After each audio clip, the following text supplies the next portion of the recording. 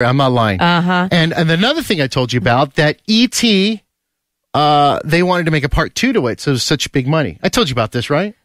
It was supposed to be E.T. Well, 2. yeah, always E.T. 2. And then what company was it, that made those commercials that made Spielberg so upset? Commercials? With Elliot, with E.T. Oh, the newest ones? Yeah. Those made him upset? I thought they were great. Oh, no. Spielberg wasn't happy. He's not happy because he's probably not getting a piece of the pie. It's all about the piece of the pie, Fonseca. We all touch Elliot's mother. So, oh, my goodness. So here you go, folks. This is off of Facebook. If you are interested on what appropriate thing adults notice on E.T., number 1, no grown-ups allowed. There was a lot of, those guys were rarely seen on the movie.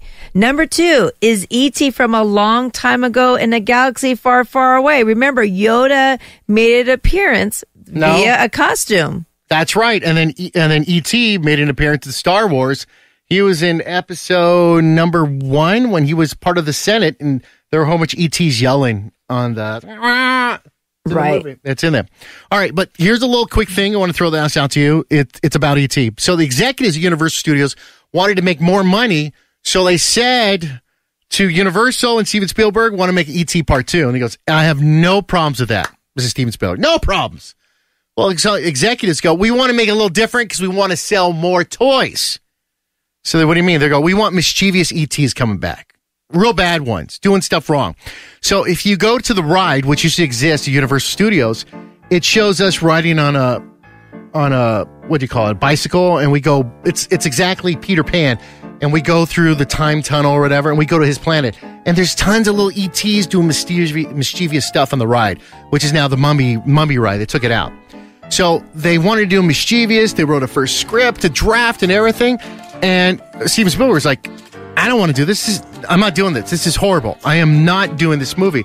This ruins the whole premise of what I was doing. They're trying to, it's making it into a mockery of what the movie was. It was beautiful, everything else. So he goes, can we do something else? So he got his friend, a guy named by Robert Zemeckis, and said, hey, what do you think about doing this? And I goes, well, I got these little creatures that are really, really evil. They're really big in World War II. They're called gremlins. So he goes, gremlins? Yeah. He goes, why don't we take the premise of this and put it with a movie Gremlins and just have these gremlins be bad and do good stuff? So the truth was E.T. 2 was supposed to be Gremlins, and they turned Gremlins into a movie itself, and history was made. That's the true story. I do believe you. It's the truth. I'm not lying. He's told that story many times. He's been very consistent. Every Christmas I say that. I'm like, it's true. I'm like, gather around, kids. Don't you have a Gremlins sweatshirt or cardigan? Yes, I do have a Gremlins cardigan. All right, let me real fast. I talked about that. Talked about Frozen. We got that.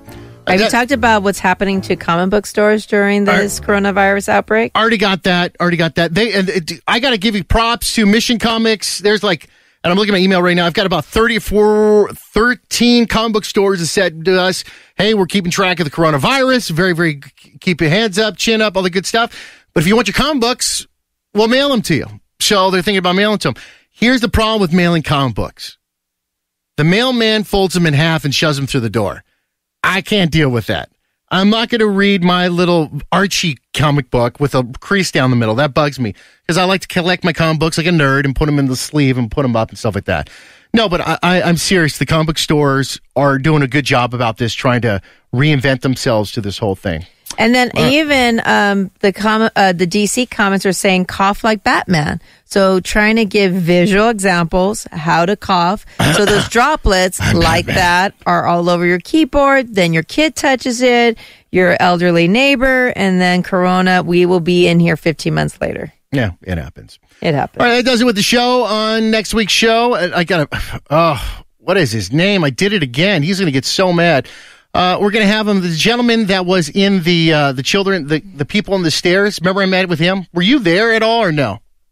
What does he look like? I'm a visual person. He had the people on the stairs. Which Comic-Con was this? There we go. Sean Whalen. Oh, yeah. I was not there for the interview, but really he was there. Very nice. Very nice. Very different.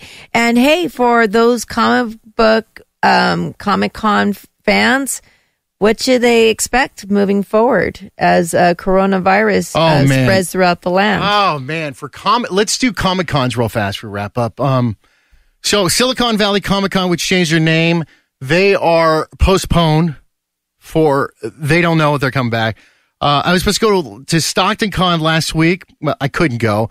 The weekend prior to that, we were supposed to go to see from Married with Children, the cast of Married with Children. We were supposed to sit down with an interview with them for a Comic-Con in San Jose. It was a smaller one, but we were going to do with the panel with them.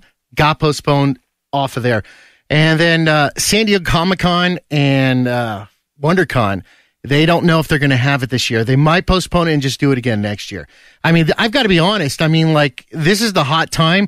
So usually the Sharks and the Barracuda, whatever I'm doing with hockey season ends, and then comes up the months in May and stuff. I'm like on a revolving door of like Comic-Con interview. And thank God we went to those ones early because That's now true. We've got like about 8 in the can.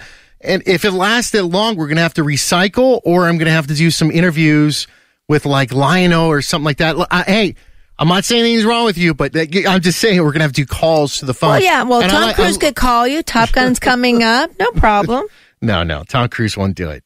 And what's the tips again? Love Fonseca. Listen to Fonseca. You should have your hairstyle like Fonseca. And the best thing in the world is to have a self-portrait of me hung in above your bed. No, that'll make you stay at home for good and give you corona. If you had a self-portrait of me and you're staying home, you know you'd never want to leave. You know that's the truth. Don't lie.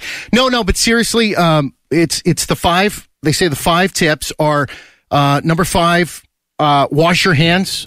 20 seconds. Or sing happy birthday twice. Number 2, if you're going to sneeze or cough, do it like Batman. Do it into your shoulder, your arms.